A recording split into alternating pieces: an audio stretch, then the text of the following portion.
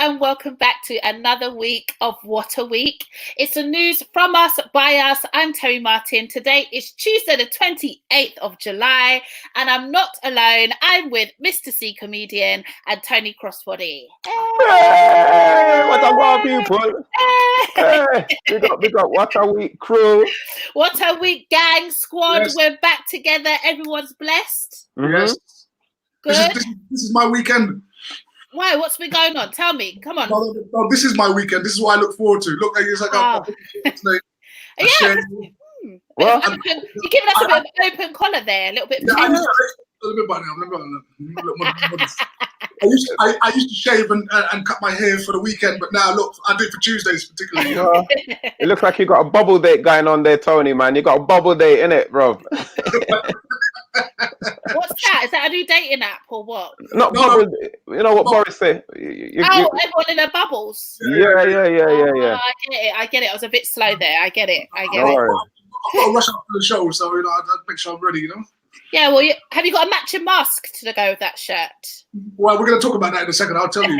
Yeah, we're going to get straight into it. I mean, this week, has anything happened this week that you guys want to share with us first? Since we last saw you, anything new? Nothing new. Nothing that I can indulge with the audience just yet. Nothing new. Nothing new. You. And hello everybody. I can see that Lola has said hello to us. Please make sure you get into the comments while we're talking. Give us your opinions. Let us know what your thoughts and feelings are on everything that we touch on today. We love interacting with you. This is what the show is about, isn't it? 100%. So, new rules. We have to wear a mask in all the shops now to entice people to feel safe, to go out. How is everybody feeling about this rule? Have you been fined yet? Mr. C, I bet you have been fined. Come on. I know you're a little rebel, Mr. C. I have not been fined just yet, I can say. However, my local shop, thank goodness, they've got common sense, so they just went, Mr. C, no problem. You come in, no problem. You don't need to wear mask, Mr. C. We know it's you. So security knows you. He doesn't need to follow you. And I think that, so like the Asian shops, they understand, because what it is, without the mask, it's easier for them to identify people when things get teeth. So they prefer you not to wear the mask. For real. You know what I mean? But no, I've still avoided going into I haven't done any of my supermarket shopping yet, or any other big shops. So I've just stayed away from them for now. But I think I've got a week's worth of food left in my yard. So next week will be the interesting one. Have you got a mask ready though for when next week comes, or are you gonna just shop online? Listen, all I need to do is just lift this up and just cover it over. So when I go into a shop, that's all I need to do. That's true. Yeah. I mean, we do forget that, don't we, Tony? It's just about having a cover up for the mouth. Right. It doesn't necessarily have to be a PPE mask or anything like that. You've got a nice one, Tony. We saw it last week. Yeah. I've got a nice designer one to show off, I think, like Mr. C said, if you're close to Asian shops or Turkish shops, I don't think you're going to get much bother. Yeah. It's going to be the big supermarkets. But I qualify myself as being exempt. So. Oh yeah. So why? Why are you exempt? Oh, because I said so. Go on, Tony. And that's it. Or the other thing with Tony, what you can do, you can just do this when you go in the shop.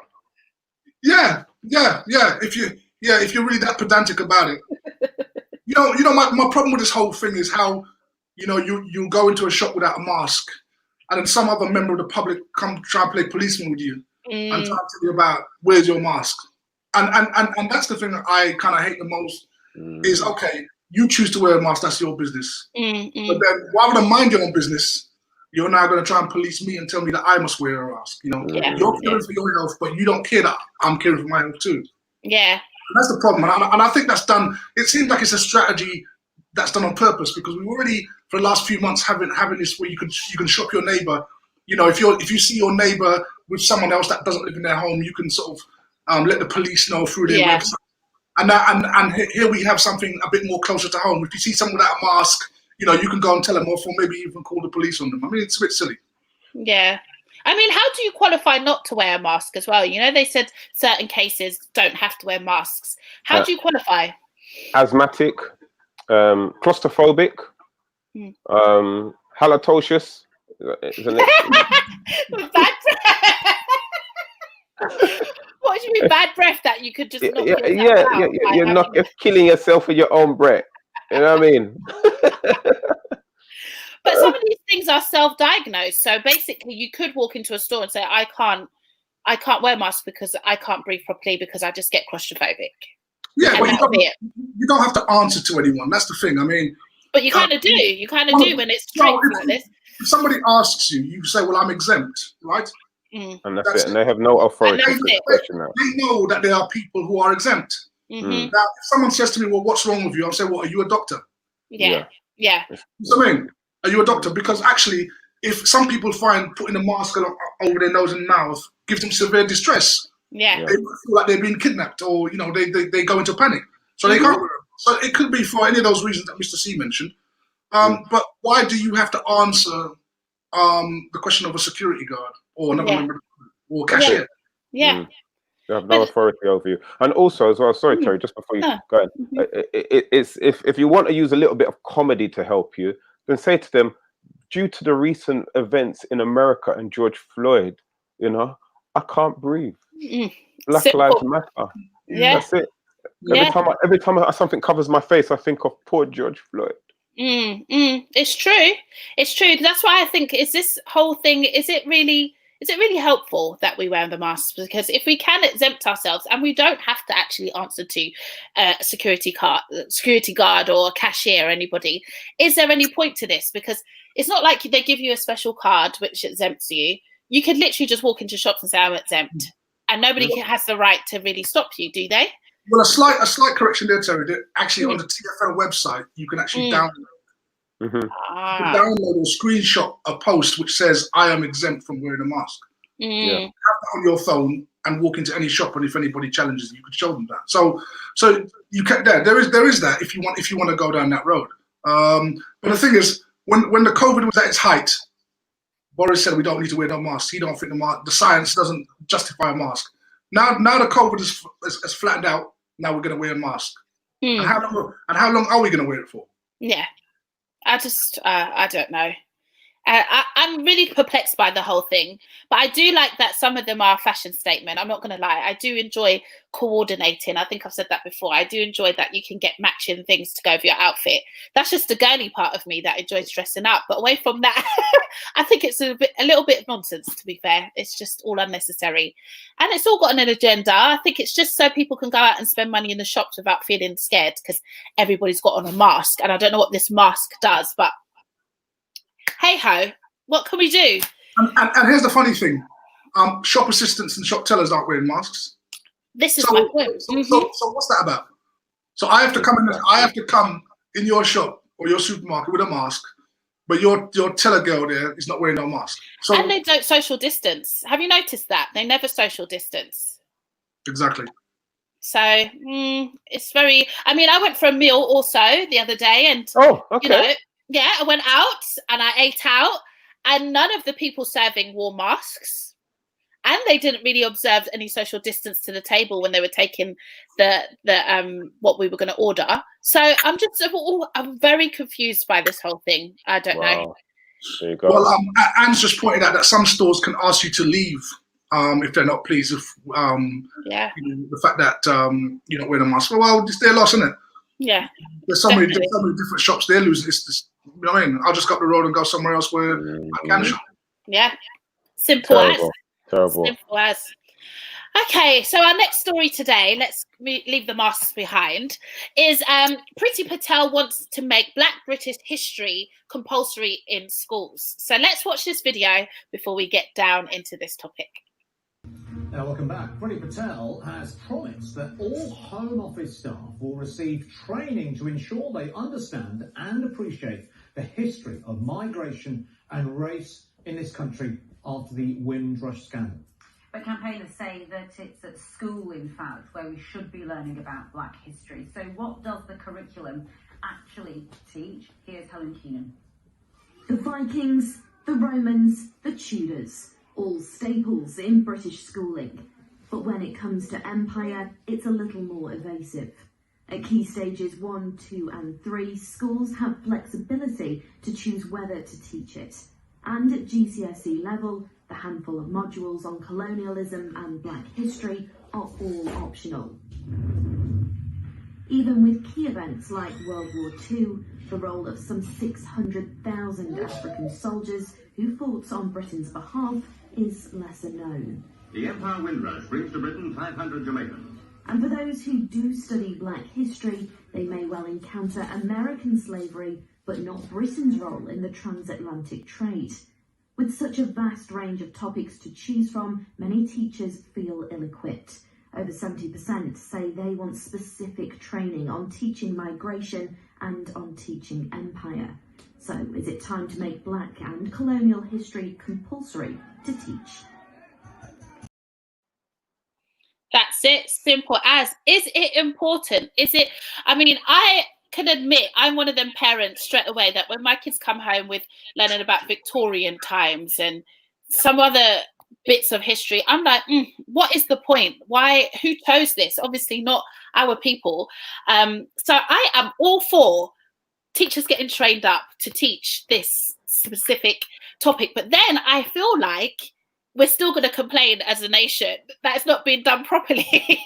Can we win in this? Can we win? Mr. C or Tony, whoever wants to go next, please. What do you think, first of all, about teachers having special training to teach about this topic? Well, I think I'm glad they identify that they've spoken to the teachers, and the teachers have said that they know nothing, which we know already because we've been through the education system. But they definitely need training because they're going to get it messed up, you know. And even with the Home Office, the fact that, you know, it's not just about teaching them about migration, because they know about that. It's about, you know, teaching people how not to be systematically racist. That's what needs to be taught to the people in the Home Office. However, with schools, I think it goes beyond just about the Commonwealth, and it's about the value that we bring. But again, for us, we have to put together our own so-called history of what we want to teach, and that hasn't been done.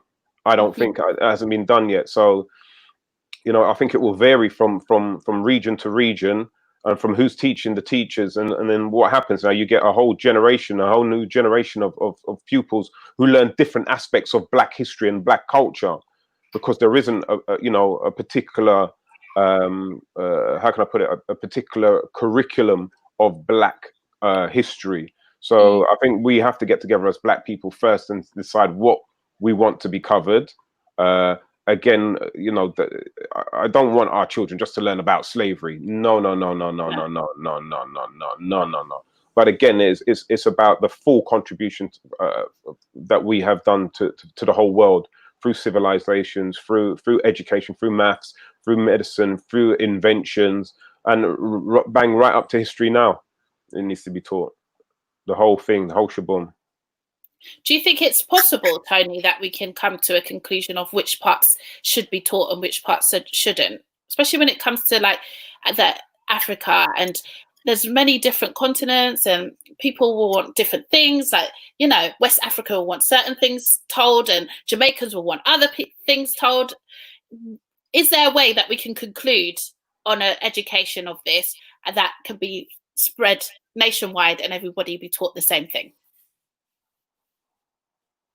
Have we lost Tony? Is he frozen? Tony? I thought he was with us. I was like, Tony's listening to this subject hard, and I said, "I'll get ready," because I know Tony loves. This is Tony's forte. This is not the time for us to lose you now, Tony. Yeah.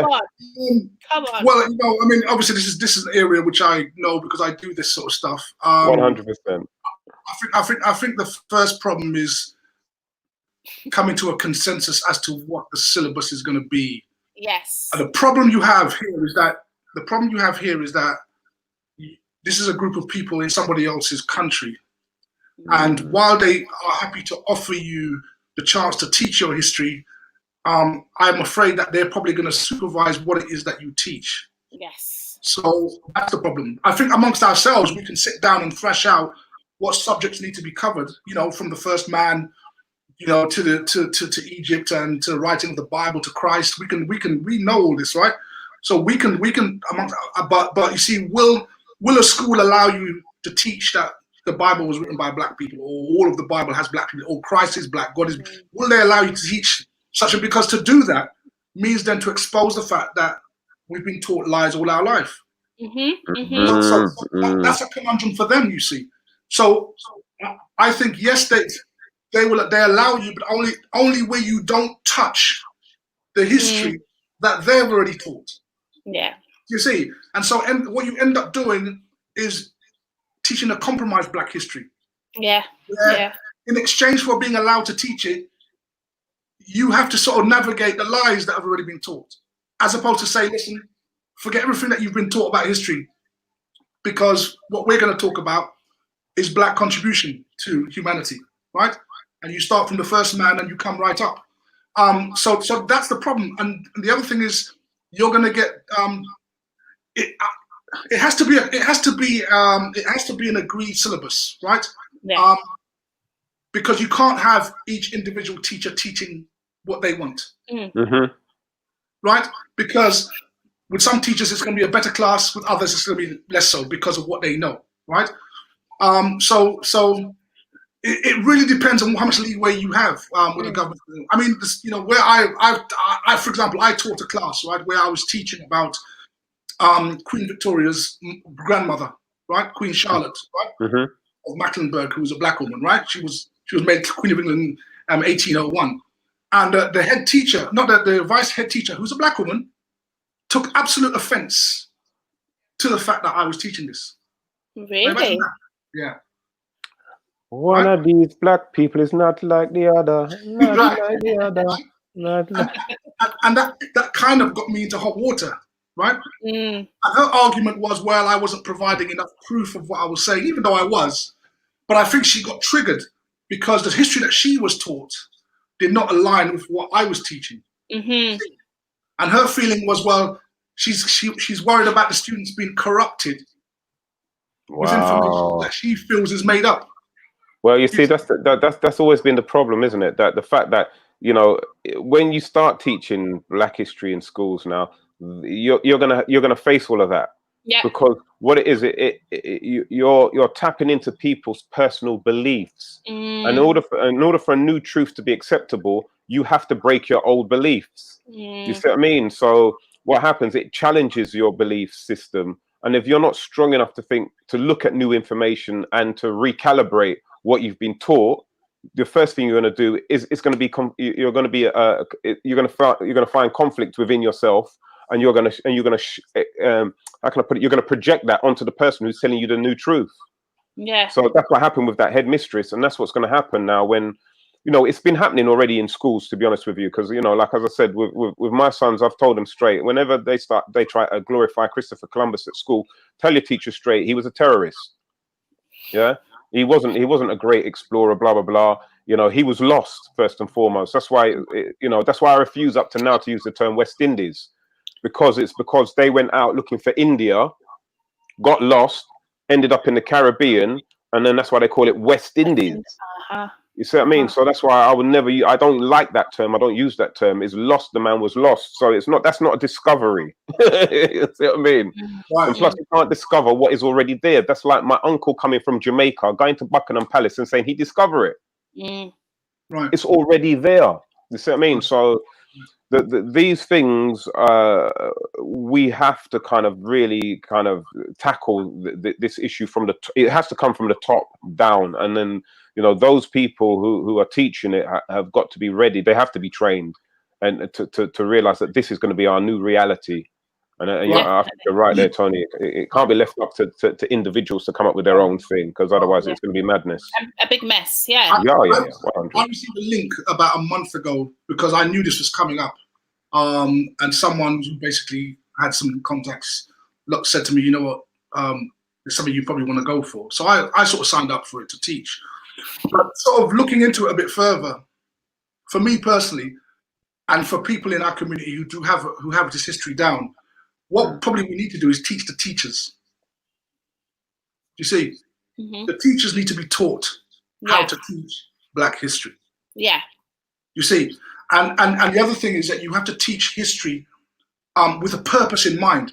We're not teaching history for the sake of looking clever or being able to recite facts, but history actually has a key to your future. Yeah. And the future that Black people need is that future of self-determination and autonomy, you see?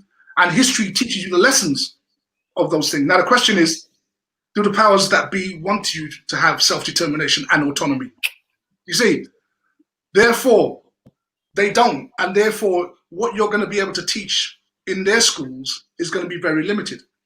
And so that's the compromise that we have to think about. Well, okay, we can do it, but you don't have free reign, Yeah. right? But amongst yourselves, you can decide on a syllabus, agree on a syllabus and what to teach, which is better than nothing. And that's the position that we're in. And also, one of the things what I think as well, which I think the only way you can to move this thing forward, or the best way to move this thing forward, is to have Black people go into schools and teach it. Yeah, I was just going to ask that. Should we bring in specialists to facilitate and answer all the questions outside of the class guidelines? Yeah, I think definitely that needs to happen. We need people like Tony in the classes and various other organizations which are out there in order to be delivering this. And the reason why I say this is, if I use football as an example, I love Chelsea. Chelsea is my team. Now, however, if I have to go in and try and teach the history of Arsenal, I'm going to be biased. I'm not going to teach it with no passion. I'm not going to teach. It's like I don't believe this. This goes against everything that I truly stand for. And well, you know, Arsenal. One day they may be in the Champions League. Who knows? They used to have a player called Ian Wright. He was decent. I'm not going to teach that with any passion because I don't believe in it. So I think if we give our history, which is so valuable, to people who have had no teaching, no love, no vision of our history, no connection to other people, no connection to teach the young people. We know what happens when a bad teacher gets a subject that they've no passion in. The pupils themselves will have no passion in that subject or belief in that subject. So it has to come from us. It's our story, and it has to be told by our mouths to our children, or to those who are supposed to be studying it. Yeah, just here we've got some comments. We've got Blossom Nation who said a school in North London was teaching students Black history. The teacher kept saying the N-word, and the Black girls said that they were offended, and the teacher stormed off and refused to teach them again. So I'm guessing that teacher wasn't Black. The storming off is almost like a little bit of defense, like a defensiveness, isn't it? Anne-Marie said the education about Black history is to be from the beginning, segments of all of the history. Yes, agreed, a format, as some teachers might have a different agenda, like we were saying before. It's going to be, like you were just saying now, there might be a bit of bias in there as well. 100. Sean has said this is why we went to Saturday school when we were growing up. Yeah, that's right. That's right. But they pulled a lot of the funding for that, and now they give you some crumbs and saying, well, we should teach that. And like I said, I mean, they actually do, believe it or not, they do have a small segment of Black history taught in school during Black History Month, right? Yeah. But people that they highlight are all the people who represent love, and we're together in this, and we're kumbaya, and we're one love. Everybody's going to feel all right. It's those characters, right, who the powers that be put on for our consumption that they teach about. But obviously, their misdemeanors, right? They're lying about history, our suppression, slavery, ongoing slavery, and basically where we're going from here. That is completely off the cards. Yeah. And that's the problem. That's the problem I have, is that you're really going to get a half-baked Black history course. You'll get as much truth as can be allowed, but what you're really going to need, and with regard to moving forward, that is going to be the problem as far as teaching that is concerned. There's always going to be a sense of control, isn't there? Especially when it comes to empowerment of the minorities. They don't want that. So. Can I just a good point you made there. Sorry to get in mind, and I wanted to mention this. And this whole point about they have to guide you, right? Yeah. This is a very old way of thinking. when slavery was abolished in the late 1800s, right? When the slave masters started to come home, there was a bit of a public uproar about what was going on in the Caribbean, right? And so the slave masters and all their representatives had to create a narrative to justify slavery. And one of the narratives they created was this idea that, look, these people, they're kind of human, but you need to help them. You need to guide them. They can't do things by themselves. If it wasn't for us, they wouldn't have been civilized. Now, that way of thinking from the late 1800s still permeates today, right? It's still there today. The way you're dealt with in authority is that you need guidance, you need help. You can do something, but we need to oversee it. We need to make sure you're doing it the correct way. We need to make sure you're being professional. You see? And this is what's going to happen here. Yes, okay, here, Black history. Let's have a look at what you're doing. Let's have a look at what you're teaching. No, take that out. Yeah. You see? And that's the problem. You're hamstrung. They give you one hand, take away with the other. Mm-hmm. And I think to be honest with you, I think Priti Patel hasn't got a clue of what she's talking about as regards to what she thinks Black history is about. So it'll be interesting the next time she's on TV or whatever, if somebody puts a question to her, what is your understanding of Black history? What exactly would you like to see being taught, and see what her understanding of it is? Mm-hmm. So yeah, my guess this is just token. I mean, Priti Patel is no fan of Black people.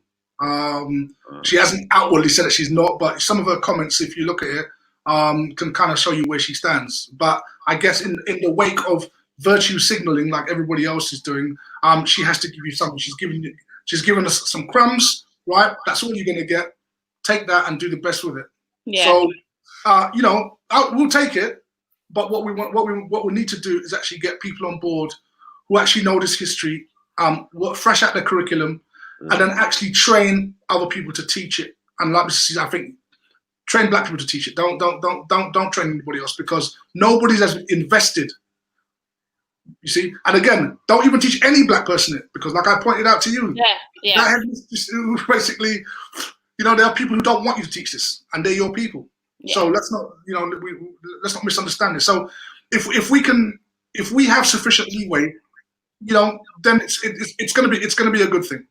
Yeah, it's definitely a good thing. And you know what? To be honest with you, all fun and jokes aside, I do salute her for actually championing this notion of because we've been talking about it for a long time. There's been other politicians who have mentioned it for a long time, but nobody's actually trying to put it into action. So, despite what I might feel, my gut feeling as regards to her reasons, the fact that she said it is hopefully going to be put into motion, and it's the start. It's the start of a new day and a new dawn, man. So salute Priti Patel. And in the meantime, Tony, is there any places where people can go to teach their children, or even to educate themselves so they can teach their children on some Black history? Have you got any advice, tips for anybody watching today? The best education is going to be self-education, to be honest. Mm-hmm. But, I did a recent Open University course, sort of African studies, and I just found that to be, questionable at best. Right. So, so I didn't even realize you were going to ask that question, because I've got a book right over there. I know, yeah. Surprise! which I would recommend. Anyway, it's a book called Britain's Slave Trade. Right. Shall I? 1 second. Let me do this. Yeah, why not?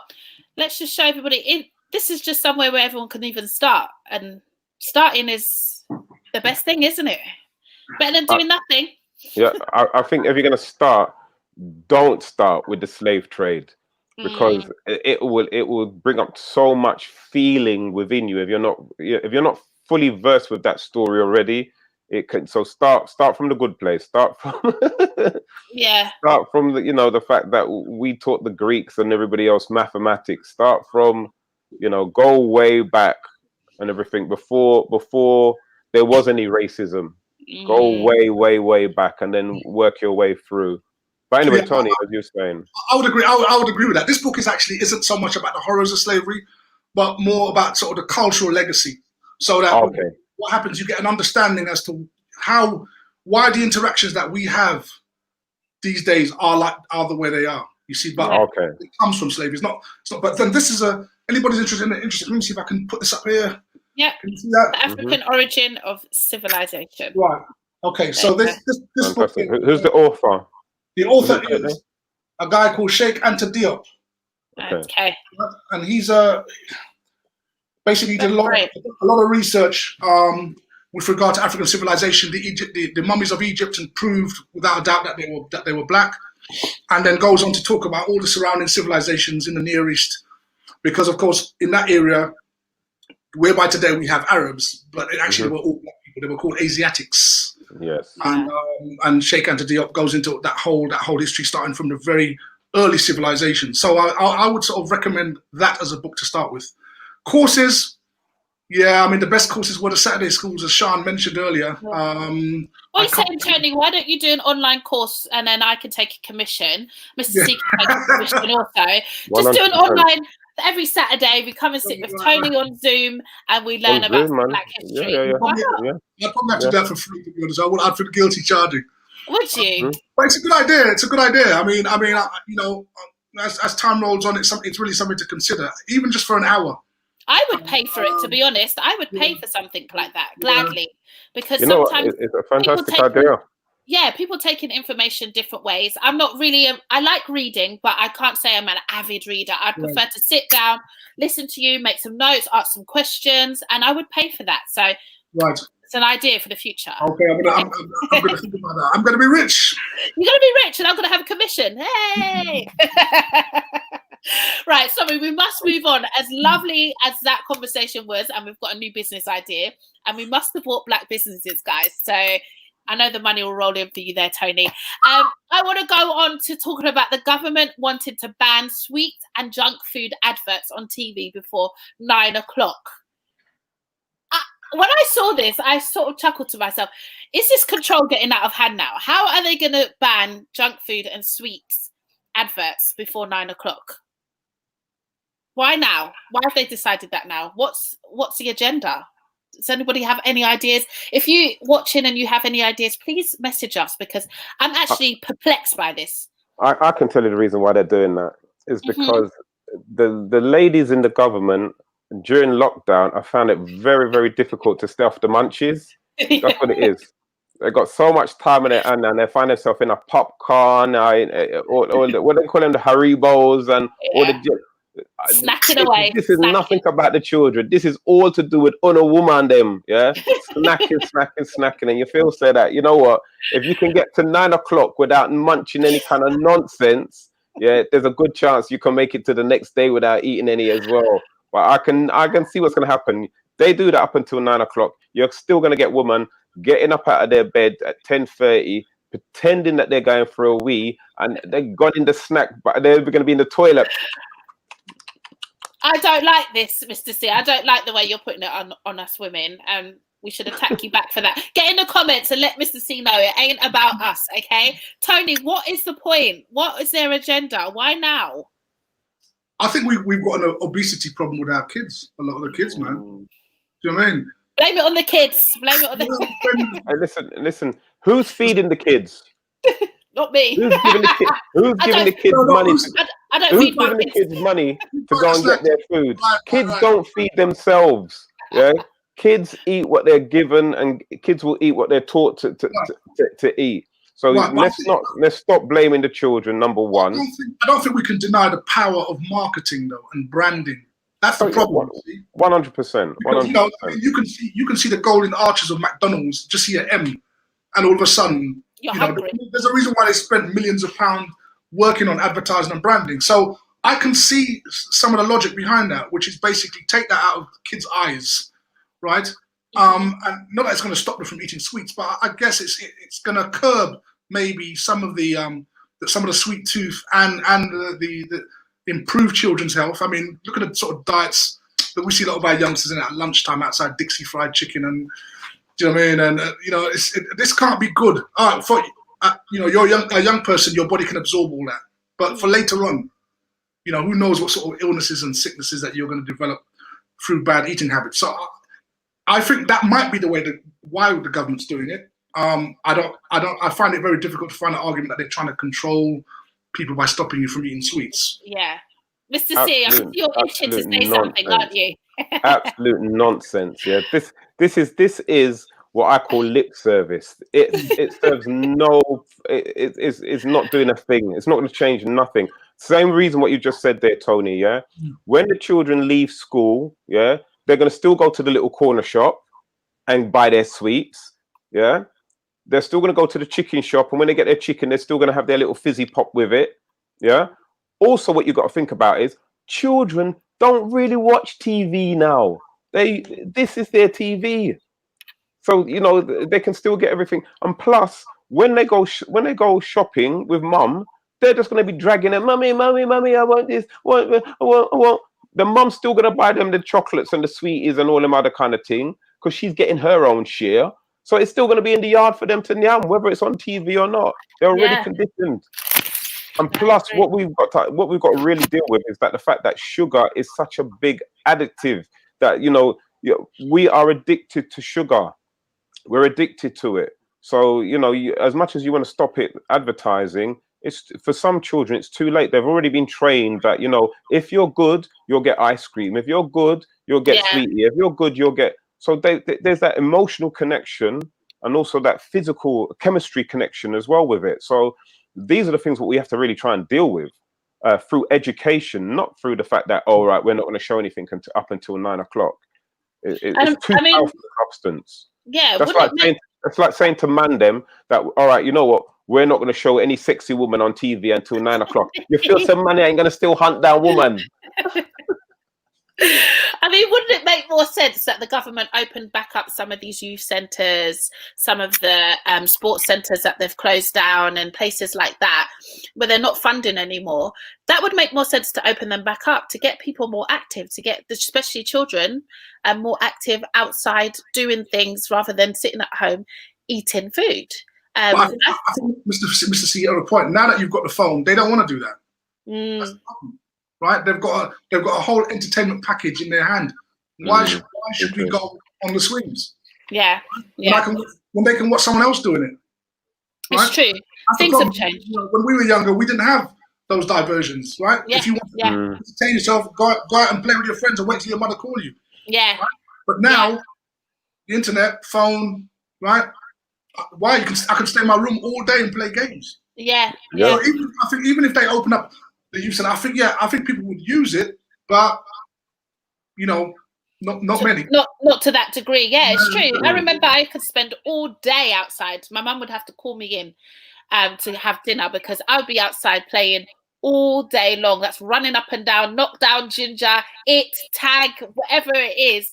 So it is a completely different generation. You're right. And good old days, man. Yeah, we've got a completely different monster that we're dealing with here, which is the internet and everything being online, and you can just sit on your butt and access it. So is it because Boris is feeling unfit why he's trying to put it all onto us? I think it's Boris, actually, Mr. C, because he's always there riding bikes and doing whatever. He's got his Boris bikes now, hasn't he? So maybe he's trying to deflect his feelings about himself onto everybody else. Well, Boris is the kind of man where he don't business what anybody think about. He's gonna live his life, innit? So whether it's bike or a new girlfriend, you know what I mean?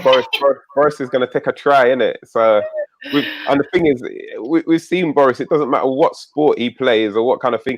He's terrible because I remember watching him in he did Soccer Aid one year and nearly broke up around about half the celebrities with his rough tackling. And even like when he went to the schools and he was playing with the children, he broke up one child, didn't he? Remember? He rugby tackled some like 5-year-old child and nearly broke the child's spine in two and everything. He's just so rubbish. So he's a serious. Yeah. So in the case of Boris, it's probably safer for children like him to stay at home, don't play no sports, don't go on no youth center. Just stay in your doors and nyam sweet and chocolate and get fat, Boris. It's safer for all of us. But it's saying that and then talking about Boris and bikes and whatsoever. The government are giving away £50 vouchers for cyclists to get their bikes fixed, available from tonight. So we could become a biking nation, aren't we? Because I mean, people usually go to like Amsterdam and places like that, don't they, to do their cycling tours and whatsoever. They want us to start utilising them bus lanes, I reckon, with our bikes. Have you got a bike, Mr. C? And No. are you going to start riding more? No, I'm not, and I'm one of those where every time I drive and I see they open up a new bike lane, I get vexed. The expletives what come out of my mouth is just unbelievable. I've seen London, which was a wonderful city to drive in, turn into it's just like the other day I was driving down a road, a one lane road now, which used to be a 2-lane road, and I'm seeing like congestion of cars, and I'm looking at this new bicycle lane and there's not one person riding a bicycle on the lane, and I'm thinking, you've just caused more congestion in London now, for what? So some person in City Hall who like to dress up in a lycra, and we know the real reason why you want to dress up in a lycra with your batty in the ear. It's not to do with bicycle. Anyway, let me not even start on that. Yeah, it's them lycra pushing ramscrams that are messing up the whole of London, and they make me sick. But I'm going to take the £50 voucher.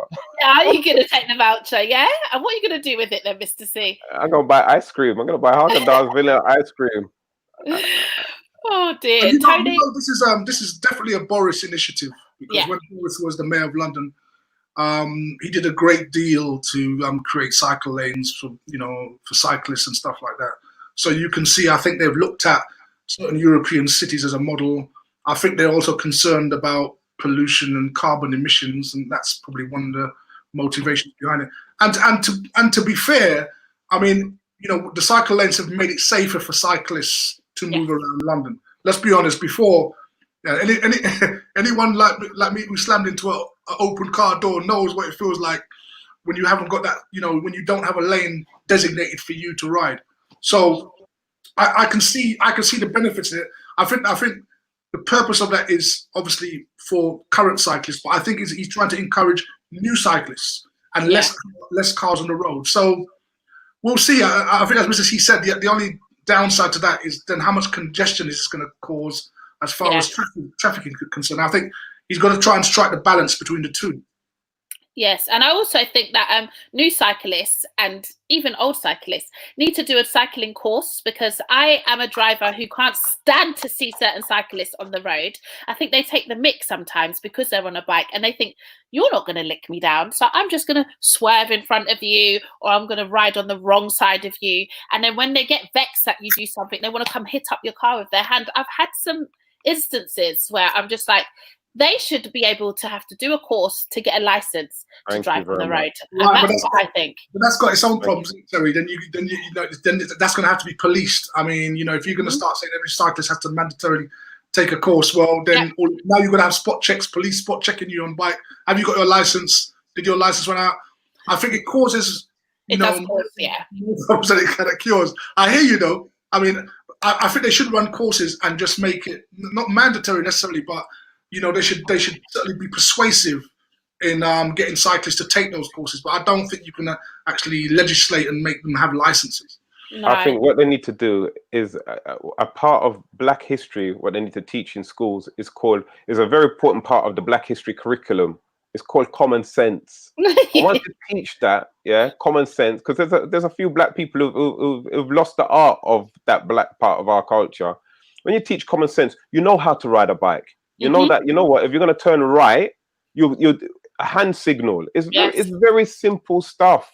Yeah. It's like, as I said, when we were children, sorry, I don't know about you, Terry, but definitely me and Tony, we never had no helmet. None of our friends, nobody wore a helmet. They didn't even wear elbow pads or knee pads when we rode. There's not one of us ever died or got serious head injury from falling off a bike.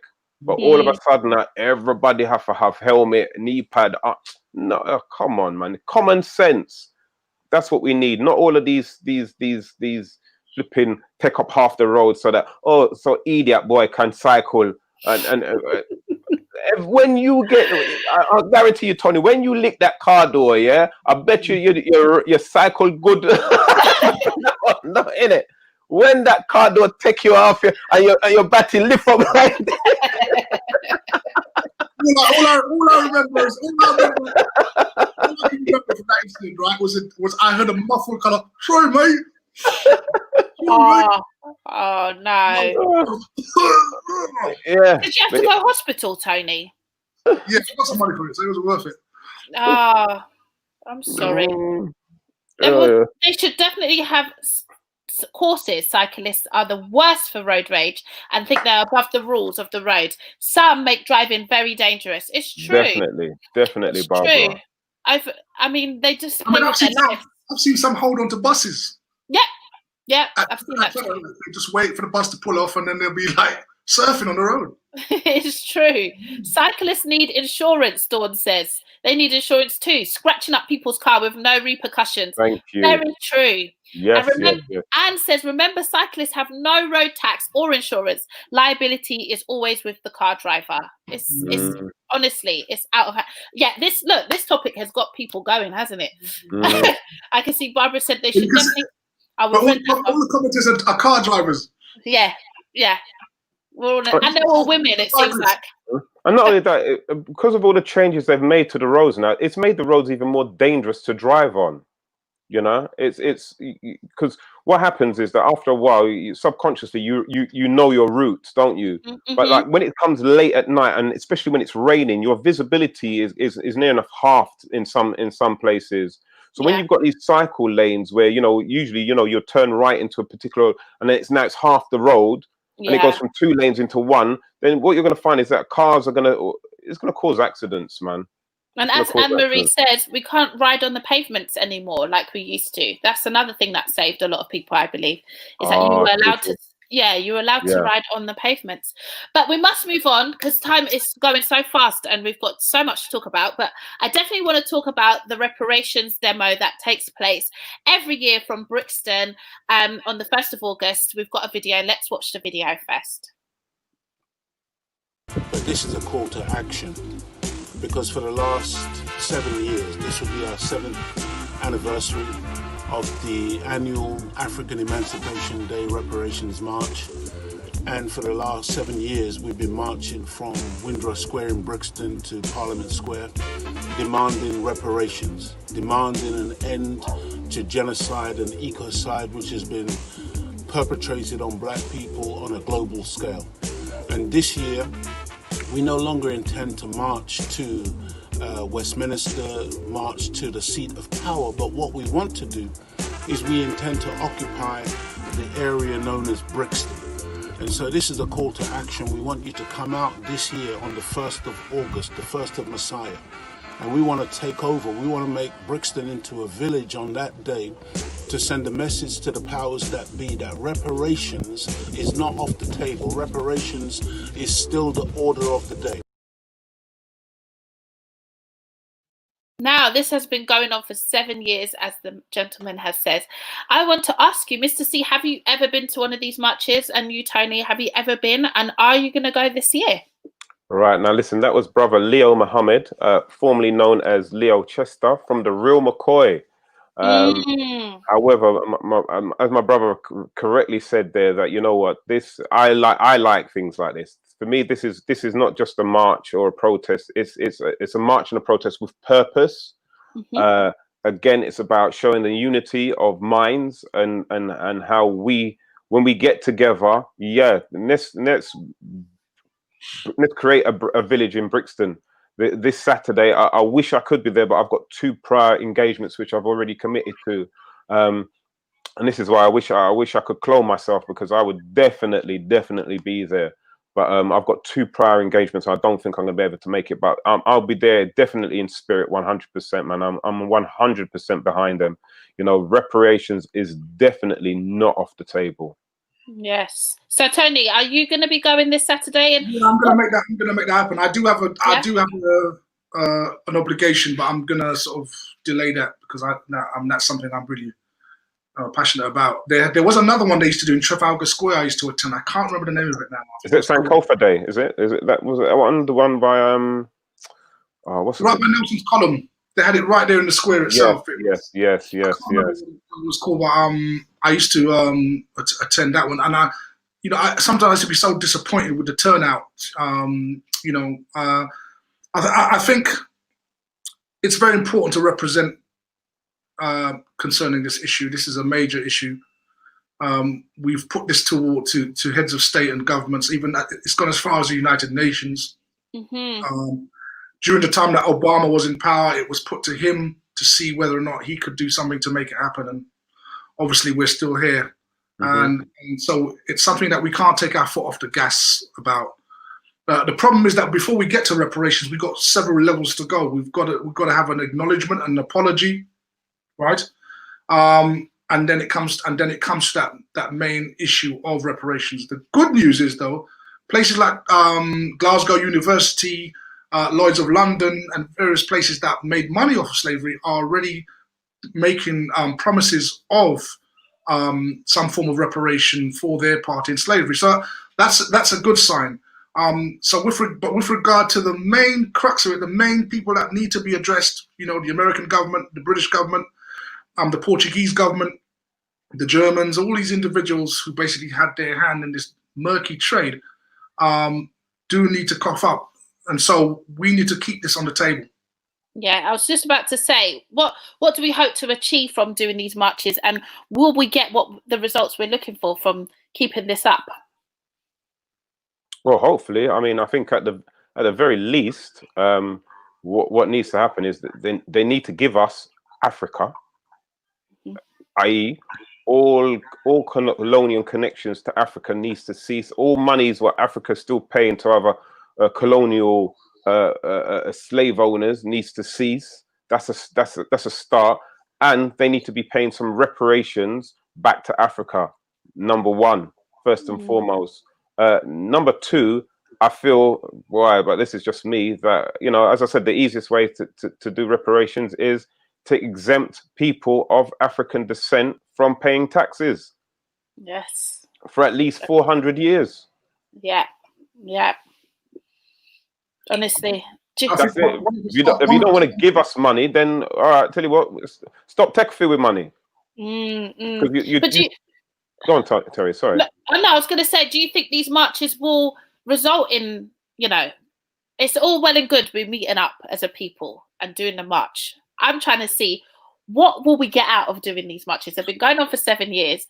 What do we hope to get? Or they're just going to let us just keep collecting and say, oh, look at them collecting. That's nice. And then we all go home. Listen, they don't even notice. As far as they're concerned, when we all turn up at Brixton, they're just going to say, this Brixton, they're probably going to get Yamanaki.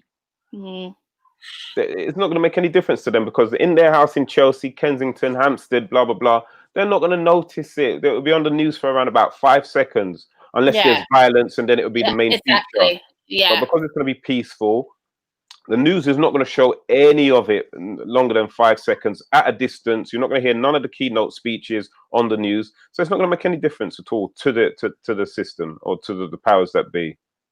So what are you saying, Tony? Is there still point to these marches that happen? Yeah, definitely. I think more for us as a people, more for our young people who are coming up and perhaps have this narrative in their head that the world is so wonderful and great. Some of us need to be reminded. Some of us have forgotten, and some of us don't even know. So I think for us as a collective, it's extremely beneficial. But the reality is, you're talking about, if you can imagine a school playground, you've got the biggest bully in the playground who takes your dinner money, makes you do his homework, right? Teeth your bike, right? And you want your stuff back. But the only way you're ever going to get this back, he needs to be taken down. See, there's no other way. Complaining, marching, we've seen it, we've done it, we know what that's all about. And this big boy say, you know what? Get over it. Move on. Right? Yeah. We're in this together. That was 400 years ago. Why are you not whinging now? That's the reality of the situation that we're in. But as far as a people, I believe it is a good thing. I think it sponsors unity amongst us. I'm sure there are going to be many side events, cultural things, books, artifacts, from our history which the young ones can particularly benefit from. So from that angle, it does need to keep going. But the reality of it is that if a strong man has your goods, to get your goods back, that strong man needs to be overcome. And on that note, I think we'll have to round up there. We had so many other stories to talk about, but we just get so into it, don't we, guys? It's so passionate. I love it. And we're educating each other and we're sharing with the people. I mean, today we've spoken about history, Black history being taught in schools. And I just wanted to back up that here, I remember seeing there was a couple messages where somebody said, yes, Tony, you should do that. And this is why we want Saturday School. And I believe I saw a message saying that, Tony, you should start one. And other people agreed with me that they too would pay for that Saturday School. So we conclude on that I'm going to have a chat with Tony behind the scenes, and we're going to see what we can get rolling with that. We've spoken about the sweets, the ban of sweets on TV. We've spoken about getting on our bikes and our £50 voucher that Mr. C is going to use for other things. Haagen-Dazs vanilla ice cream, man. Ice cream, just to get more. What you're going to get more happy with more sugar. More sugar. Listen. that rush, man. That rush of purity. Oh. That sugar rush. And we've spoken about the reparation demo that's going to be happening on August the 1st from Brixton. So please do look it up, get involved. As Tony said, come together as a people, educate yourself, mix with like-minded people. We have to unify in order to teach others. And Anne-Marie has said that we have had to unify and teach the same message. So let's get together this Saturday, Brixton, August the 1st. And until then, and past then, until next Tuesday, everyone should really take care of themselves, because we want to see you back here with us for What a Week. Thank you for being with us today. I'm signing out with that. Mr. C, how are you signing out today? Simple. Sorry, the wrong one. Okay. I get you. Yeah. And Tony, Tony's bringing back the book. Make sure you have a look at that book if you want to start educating yourself so that you can educate others. Until next week, thank you so much. It's been a pleasure, and we love doing this, don't we? And we can't wait to see you again next week. So thank you, everyone. Bye. What a week.